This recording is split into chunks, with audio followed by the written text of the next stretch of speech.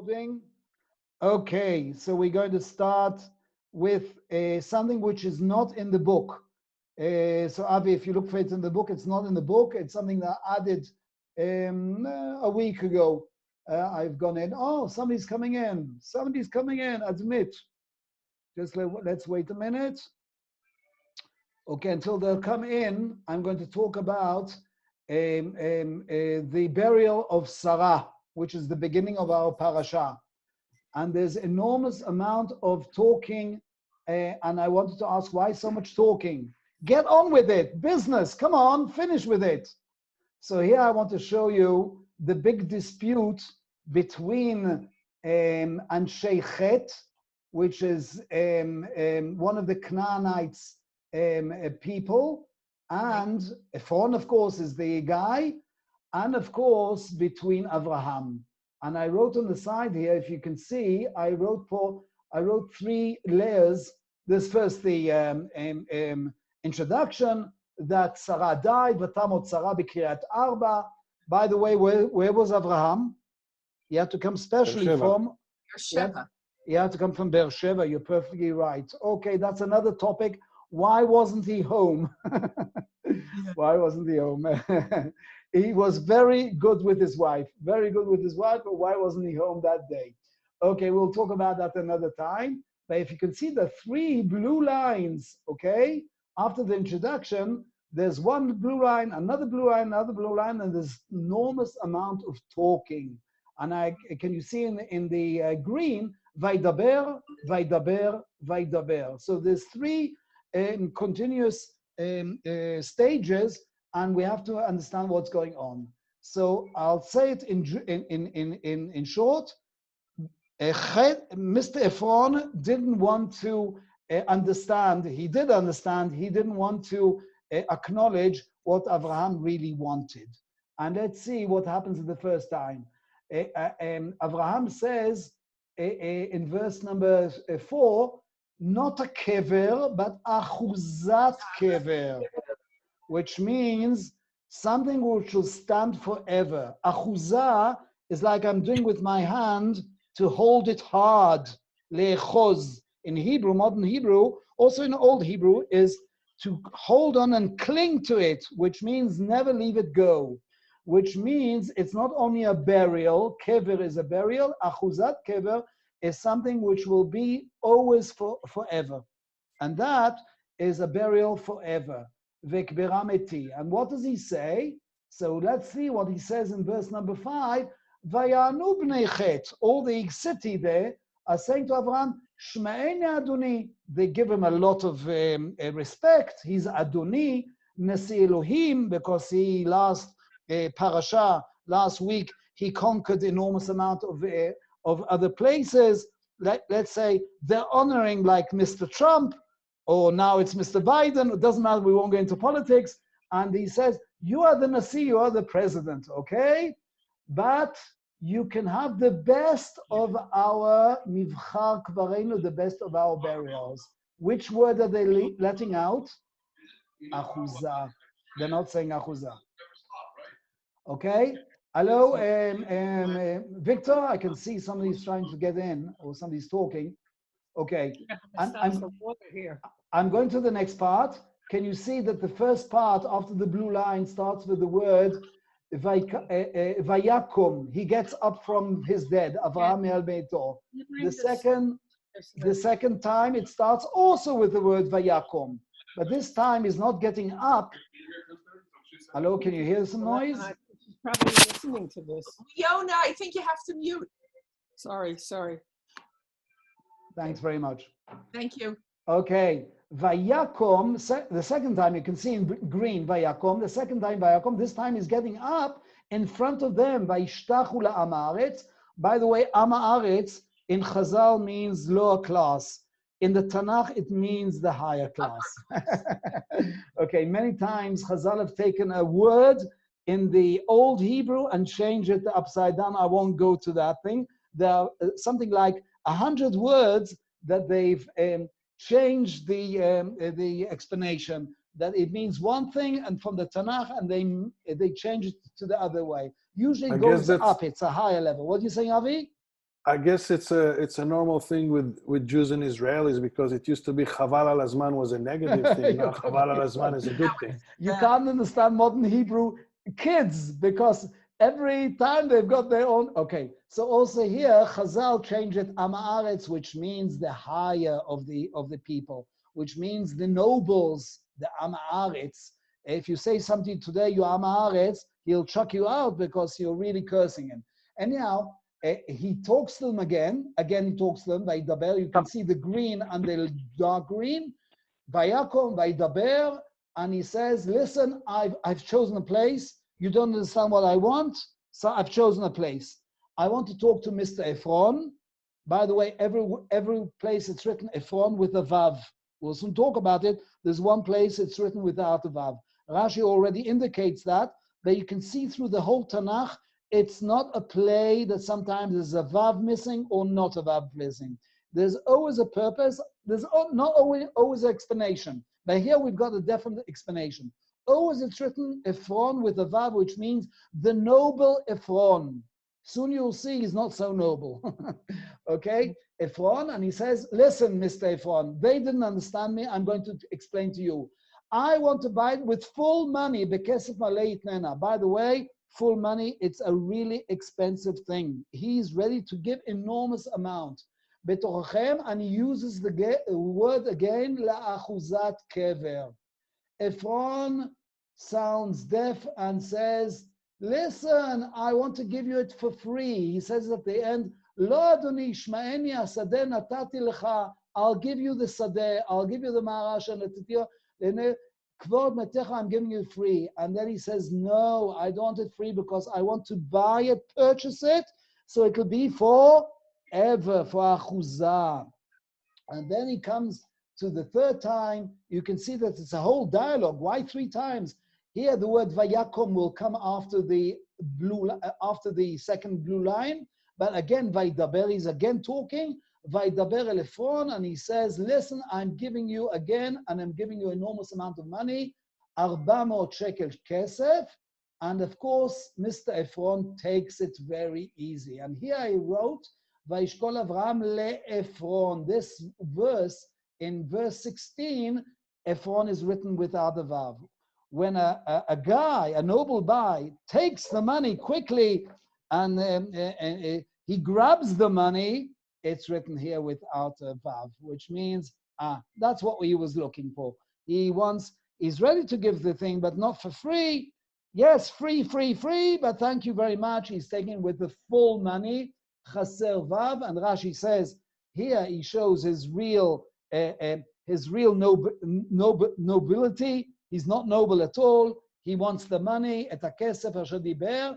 And then comes the important word vayakom. Again, vayakom, which means the whole sadeh, all the field, and of course the machpelah, the building itself. It's double. What does it mean double? Who's double? Is it twice? I won't go into that, but the whole field became something important for who? Hasadeh v'amara shebo v'chol ha'etz. It became part of Avraham's property. And that, by the way, is one of the 3 places which were bought completely. And there's proof that we've bought it. And it's those places which are most problematic until today, that the Arabs want to take it from us. Hebron, Yerushalayim was paid a lot of money by David with Arvana Yebusi, written in the Tanakh. And the third place is Shechem. Yeah. Yaakov bought with 100 ksita, enormous amount of money. And those 3 places are most problematic. All the countries problematic, but those are the most problematic.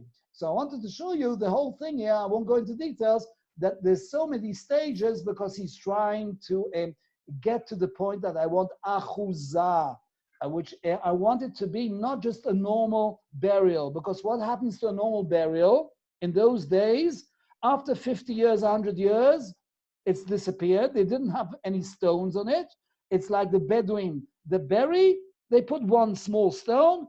After 20 years, 50 years, Everybody's forgotten about it. Who knows who does it belong to? It belongs only to the owner. No, the owner is me. That's what's written by Yaakov Asader Shebemachna Lifnei Mamre. So it became B'chol Gvul leAvraham lemikna. The next pasuk says, who did it become to? It's part and parcel of Avraham's belongings forever. And I said, it's a problem. So again, it's written, Ma'arat Hasadeh Machpelah. So I wanted to show you that just for the beginning of the parasha. Any questions? Because I'm going to the next topic. So 400 shekels was a lot of money back then. Enormous amount. Shekel, by the way, is word kilos. It means heaviness. Shekel is mishkal, which means heaviness, which means, let's say, 600 kilos of silver. But it's pure silver. Kesef is pure silver in those days. Today's pure silver is expensive, but definitely then. I'm talking about sterling silver. Yeah, let's say 925 sterling silver. It's more than kilos. It's enormous amount. They've tried to find out how much it is. There's all kinds of opinions about that. Okay, I'm going to the continuation of the parasha. The question.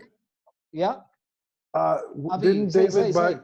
Didn't David buy Jerusalem from the Hittites as well? Go in Arvana. He bought the field in Har Moriah. You're perfectly right. That's the last chapter of Shmuel Bet. But I'm asking if it was also. But I'm asking if it also the Hittites that he bought it from. You're perfectly right. Also from the Hittites. Arvana. That wasn't Hittite. It was Yevusi. Another one which is also. And he was a king. Arvana was a king, and he got rid of him, and so on. Okay, he was a Yevusi, but also from the 7 nations. Okay, a lot has been written about this story, and I wrote the whole story. I'll just show you in a small, if you can see, it's enormous amount of verses, 67 verses. Even the Christian that divided, Stephen Lengard, when he divided in the 11th century, he divided the chapters. Here he couldn't, he couldn't divide it into 2 because he tried to make something like 30 verses is a chapter. That was his normal way. Here it's 67 and he kept it in one long thing because you can't split in the middle. Even so, I split it in the middle. You will see soon why. I'll say already, enormous amount of commentators have talked about why is it so long. The Talmud already says that the speech of the servants show gdola sichatam shel avdei avot of servants more than toratam shel avot, which means it's such an important thing that these servants were so highly, like Eliezer, the servant of Avraham, it's as if more important than what Avraham did. So they go into details and details and details. Of course, who did a lot of research about that and wrote it in her books, Nechama Leibovich. She goes and shows the difference between the first half, the second half, and I used also her words, but here I'm going to show you things that she didn't use, and I haven't seen anybody else using what I'm going to say now, okay? So you can see that 67 verses, I'll soon show you that exactly in the middle, it's split in the middle, but with a blue line. Okay, 67 divided into 2 is a bit difficult, but verse 33, 67, so let's say 66, verse 33 is exactly in the middle between the 2 halves. The first half, you've got a red paragraph. It's doubled again afterwards because the servant goes and repeats all what happened to him. He copies and says it in a few words. The yellow paragraph, again, he copies and says very shortly about the yellow. It's talking about the prayer. They're not so interested in his prayer, but he copies. The blue one is what he did after he met Rivka. It's again copied in blue. And afterwards, there's a pink, a purple thing, which is saying the summary that they agreed to that. Now here I'm going to make it bigger and going to show something interesting. Okay? I'm not going to go into all the details. And here I'm going to show something that I haven't seen anybody talking about, these four verbs. Vaikach, vayelech, vayakom, vayelech. Twice vayelech, but vaikach and vayakom. And again, it's repeated at the bottom. There it's written vatakom instead of vayakom. It's he that got up and went. There it's vatakom Rivka. She's more important, so it's Rivka. Then again, vatelachna, she went, and vayelech, twice vayelech, like we saw the top, vayelech, vayelech. And again, vaikach, also the top is vaikach. Wow. Exactly the four verbs that appear upstairs, appear downstairs. Why they appear there? At the top, it means he's leaving Eretz Israel and he's going out to Haran to find the shidduch for Yitzchak, okay? So here he's leaving Eretz Israel. Of course, if I've said that sentence, you can imagine what will happen at the bottom. Where's exactly when he's coming back to Eretz Israel, okay? And he comes back to Eretz Israel, so you've got it's like a summary. Leaving Eretz Israel, coming back to Eretz Israel. By the way, we'll see the same thing also next week and a couple of other times. It's a typical thing that always the Torah is saying, leaving Eretz Israel is not so simple. So something special has to happen. I'll already say it. When Yaakov leaves the country, what's the last thing that he visualized? A dream. Do you remember what's the dream? Angels. Angels. You're doing that, of course, which means the ladder, and who's climbing up and down? Angels. Angels. What's the thing that he sees when he comes back again? Machanaim. He sees two camps of angels. Again, going to Eretz Israel, you're leaving Eretz Israel, angels. Coming back to Eretz. So I won't give you many other places that you see that always the Torah is trying to show something special is happening when you leave Eretz Israel, when you come back to Eretz Israel.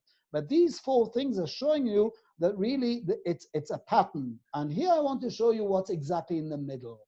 I said I'm going to show you the verse in the middle. So I said all what's written before is things that happened to him.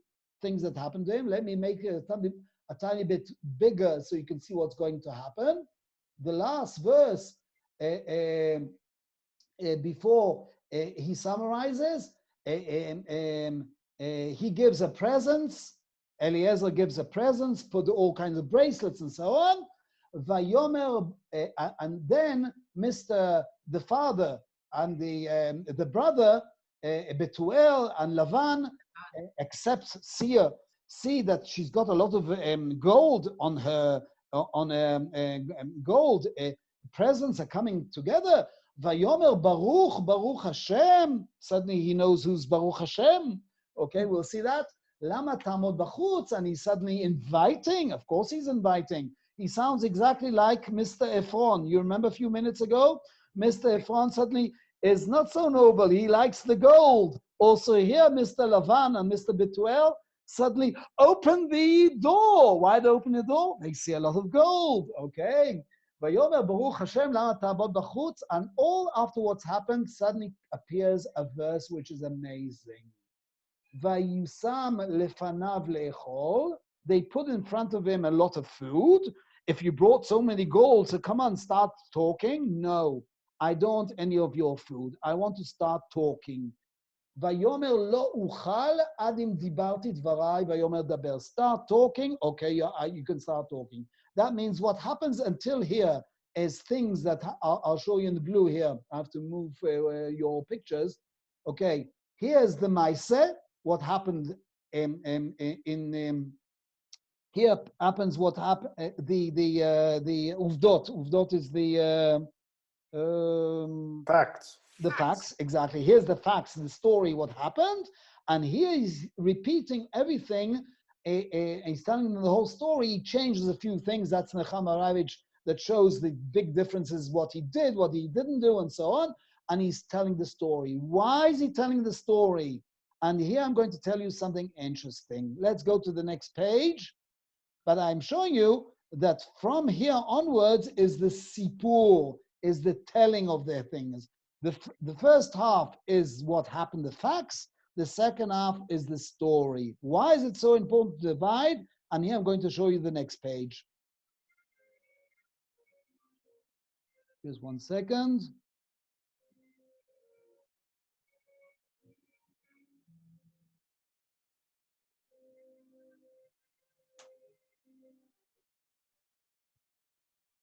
Tell me if you can see the new page. No, that's not the new page. No, that's not the new page. Let me see. No, that's not the new page. What's going on with me? Just 1 second. Yeah, that's the new page. Okay. And here I'm going to show you, it's exactly the copy of what we saw before. But here I'm going to show you an interesting verse which is written after the second half, the beginning of the second half. It's the shortest verse. I haven't seen anybody talking about that. All the verses, usually, by the way, in the Torah, 95% of the verses, I would say even 99% of the verses, always have a break in the middle, a comma in the middle. The main comma, which is et nachta, of course, et nachta. Of course, you know that. Okay, Elena, definitely you know that. Et nachta, which means it's usually 4 or 5 or 6 words. Then there's a big comma, because there's all kinds of commas by the trophies. The whole trophies is all kinds of commas, but the main comma in any verse is the et nachta. And only, I would say, 2, 3, 5% of the Torah, much less than 5%, are short verses with 3 or 4 words. So there's no place to put a comma. This is one of the only verses in the Torah. Vayomer Eved Avraham Anochi. Wait, Wow. mine has an et nachta. What? My version has an et nachta. It has a verb after which word? Yeah, after Vayomer. Ah, Vayomer. Okay, so the word Vayomer, I didn't see it, I didn't write, but it's a very short verse. It's the shortest verse in the whole thing here. You're right. Good. Okay. No, I like. Okay, you're right. So it's got a et nachta, but only for one word, which means Vayomer, and I would say he's even shouting, I'm going to change everything what you thought. I'm not the rich man. I'm only a servant. Boom! Everything falls apart. Because why did they invite him?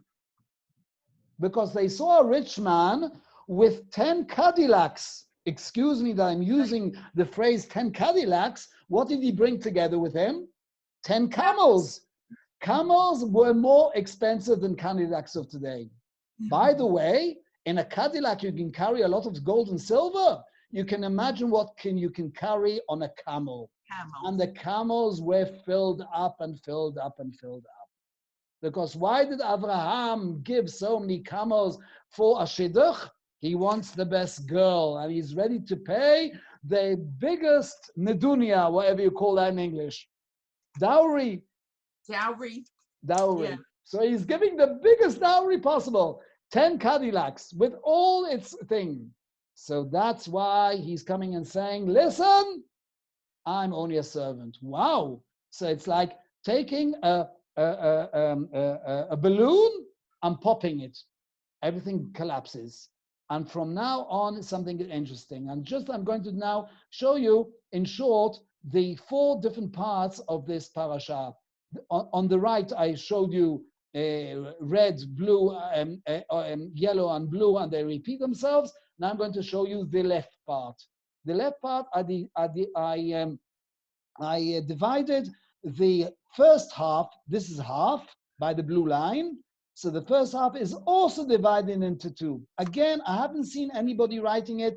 I started to study it, and suddenly I see that actually there's 2 halves of the half. That means there's a quarter and another quarter. What's the main part of this quarter? How is the man Eliezer? By the way, it's never written Eliezer, and that's why it's not written Eliezer. You're asking why it's not written Eliezer? Because he's always called in a different name, especially to show who he is. How's he called? Eved, Eved, Eved, Eved, Eved. which means you all know that, and the Chama writes that, and many other write that he's only a servant of Avraham. The main person is Avraham. And how's the woman called? She's called a woman, which means a grown-up woman, because Avraham and also Eliezer don't know who they're going to come up with. She's going to be elder, she's going to be young, so she's called Aisha, Aisha, Aisha, and he's called Eved, Eved, Eved. Okay? That's the main two words that are appearing on the first quarter. The second quarter, by the way, in the middle, comes a funny name, a word, which is again a verb. Which verb is it? Vayarotz. You can see the word vayarotz, he runs. Why does he run? Because suddenly he sees he's succeeding.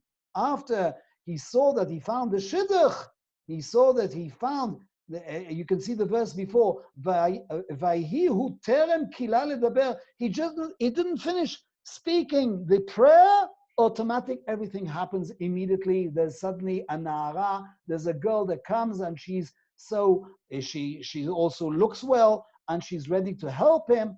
Suddenly, and he sees everything is working very nicely. Which word is now? How is he called now? He's not called in dark green. Sorry, in red. He's called Eved. How is he called now? In green? Ha'ish. Ha'ish. Because he's playing now a different hat. I'm not the servant of Avraham. From now on, I'm the rich guy with the 10 Cadillacs. And that's why he's called Ish, Ish, Ish, Ish. Wow. And suddenly, what is she called? She's a small girl. She's called Nara. An achot. She's a sister, and she's achot. She's not a Isha. Suddenly he sees there's a perfect woman, but she's very small. By Chazal, she was only 3 years old. We don't have to literally accept that. The Midrash gives also other ideas. One of the Midrashim says 3 years old, and Rashi uses that. But there's also another possibility she was 13 years old. Okay, but if even she was young, 5 years old, 6 years old, she definitely wasn't Aisha. She wasn't something else. By the way, who's the first one who says Baruch Hashem in purple? Of course, Eliezer. He knows how to thank Hashem. He says, Vayomer Baruch Hashem Elohei Adoni Avraham. Wow, I can see my prayer worked instantly. It didn't take more than 3 minutes, and Hashem is answering me. But he probably had such an influence that later when he arrives to Lavan and Betuel's house, suddenly they come and say the same word. Vayomer Baruch Hashem lama ta'amod bachutz. They didn't believe in Hashem. But even so, when it was written on his, he probably repeated it so many times, so they even used the words Baruch Hashem. Okay? Let's go to the next half. The next half is also divided into two halves, which means the third quarter and the fourth quarter. When he says a bomba, like I said, he takes out the air from the balloon and he says the first verse, Vayomar, Eved Avraham Anochi, that means I'm not the rich guy, I'm only a servant. Who's the Adoni? So suddenly in yellow appears Adoni, Adoni, Adoni. Of course, who's he referring to Adoni? Avraham. Avraham. You can see exactly in the third quarter, exactly after the 34th verse. You can see I've colored it, and there's no Adoni. There is Adoni before. She calls him Adoni. Let me show you. She calls him here in verse Rivka, says, Shte Adoni vatemaher. So I put it in yellow, but in, let's say, only a margin yellow, because she didn't know who he was. She thought he's the rich guy and he's the important guy. But he comes and says, no, I'm nothing. And he was really respectable. He really was a good servant, by the way, in comparison to many other servants in the Tanakh. I'll just give you one terrible servant that was terrible, was Gehazi, the person, and another one was Tziva, another servant that he was the servant of the next king after Shaul of Mephibosheth, but he was the balabait, and he told, okay, there's a few servants that tell themselves, no, I'm not a servant, I'm the balabuster. Okay, so it doesn't always work. Here we have to say that Eliezer was really a mensch. He was really a good guy, and he didn't only pretend, he knew how to pretend as the rich guy, but immediately when he sat down, before I'm sitting to eat, he says, Eved Avraham Anochi, and he says, Adoni, Adoni, Adoni, of course, referring to Avraham. So that's the third quarter. And then comes the word Vaya'an, and comes a verb which differentiates between the third quarter to the fourth quarter, because here, Vayan Lavan, and he answers Lavan. By the way, Betuel disappeared. By Chazal, he died. Whatever the reason was that he died, all kinds of midrashim. But who takes over the initiative is the brother Lavan, Uvetuel. So here Lavan Uvetuel, but he answers, and later Betuel disappears. Lavan answers instead of the father. He becomes the important guy.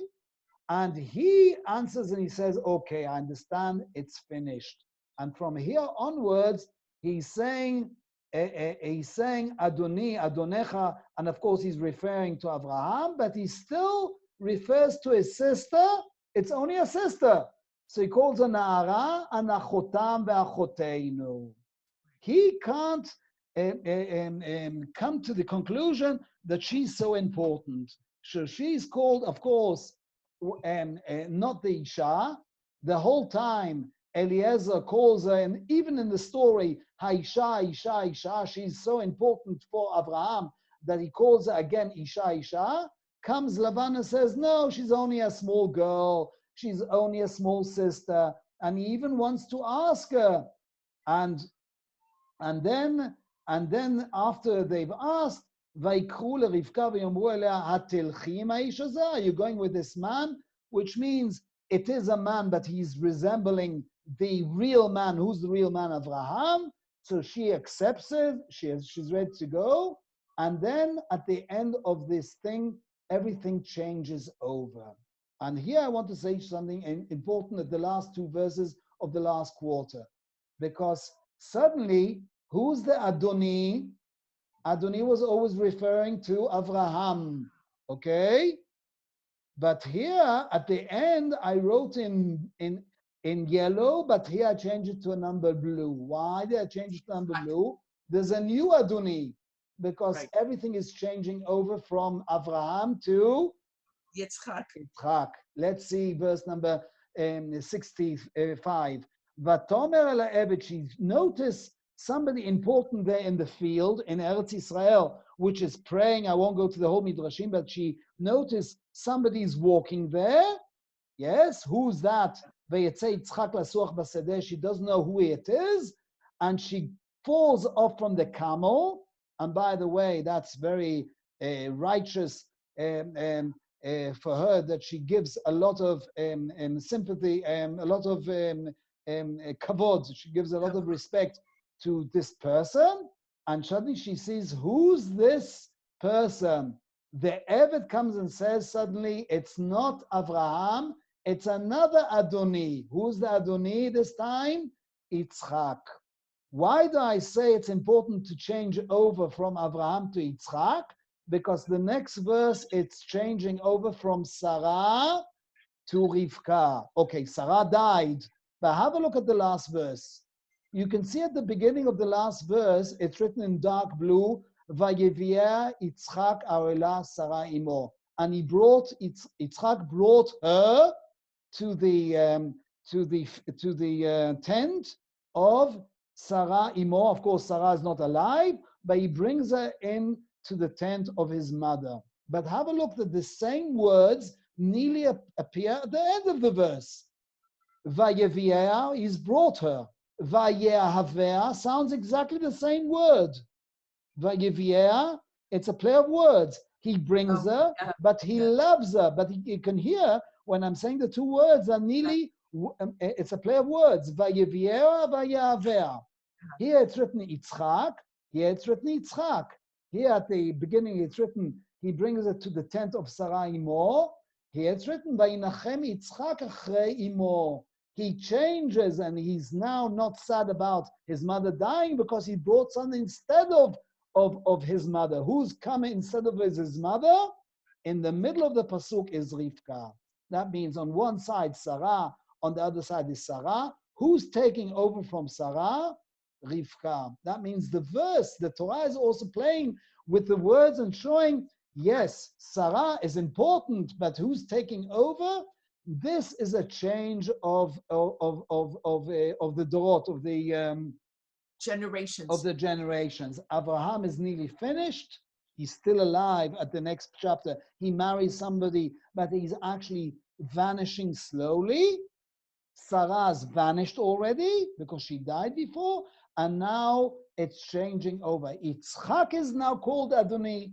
Rivka is now changing over from Sarah. No wonder that the Midrashim come and say that the candle that was always a light, there was a candle lighting in Sarah's tent, went out when she died. Suddenly the candle lighted again.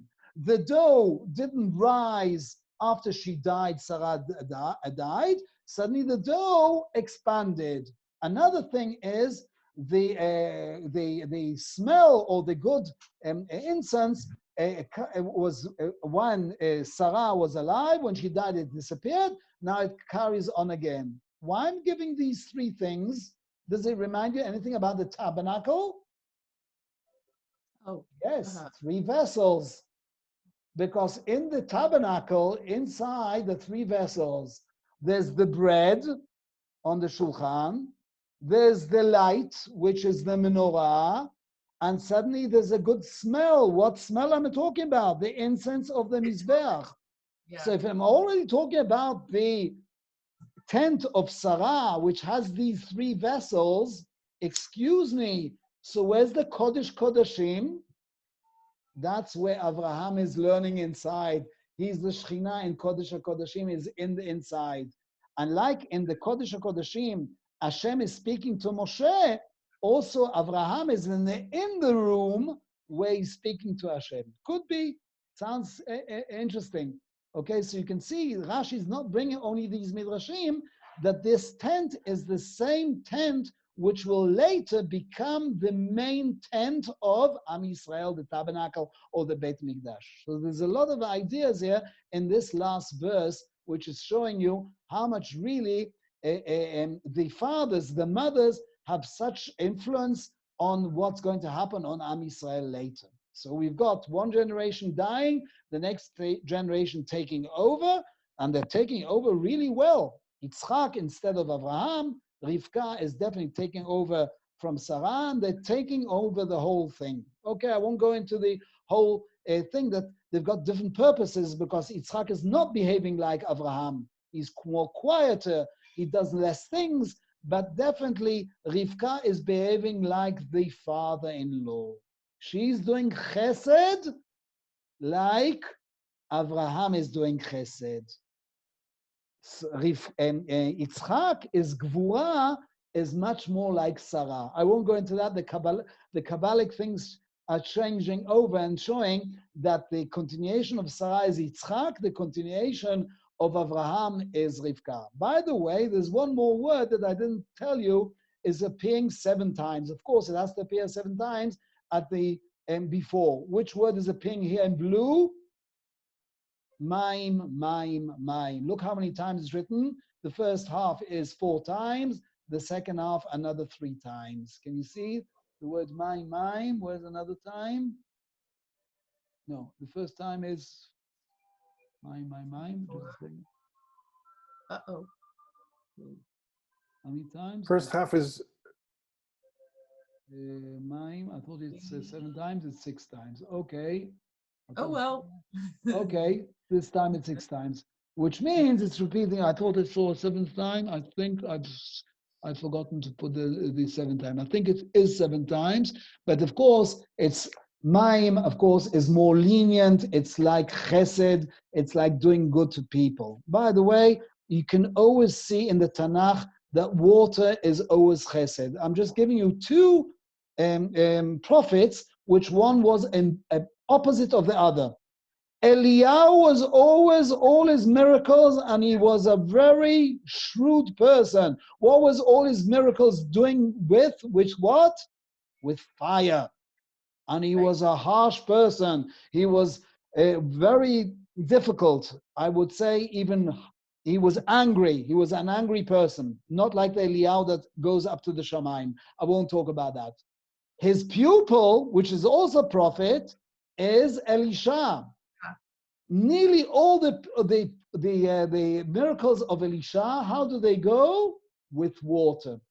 He's much calmer. He's lenient. He's always helping. He's giving food to everybody. Wow. Except the bears had dubim. Except the dubim, because they laughed at him, because they didn't believe that he's a prophet. If you're already asking, ale kireach, which means you're bald, who was with a lot of hair? Eliyahu was with a lot of hair. Ezor. That means he's like a sun.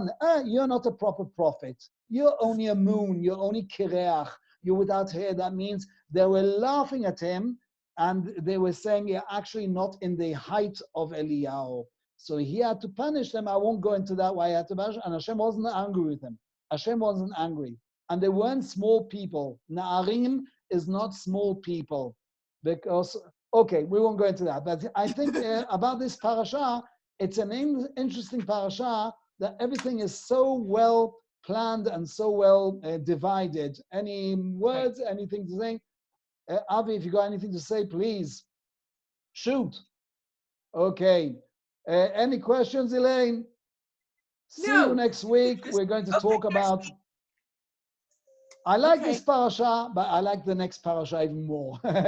Toldot, because it's the blessing and the cursing. We'll talk about that, which is, I get more excited about the next parasha more than this parasha.